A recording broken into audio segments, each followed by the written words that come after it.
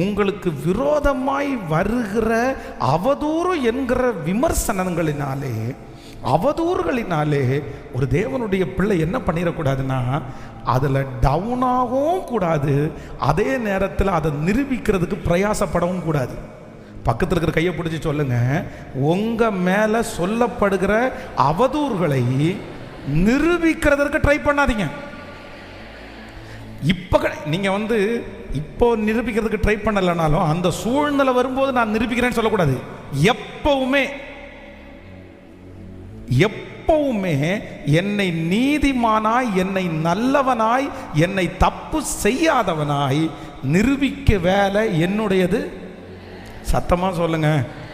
இப்ப பாருங்களேன், என்ன உங்களுக்கு பிடிச்சிருச்சுன்னு வச்சுங்களேன், நான் என்ன சொன்னாலும் உங்களுக்கு பிடிக்கும். என்ன பிடிக்காம போச்சுன்னா நான் என்ன சொன்னாலும் உங்களுக்கு கேட்கல.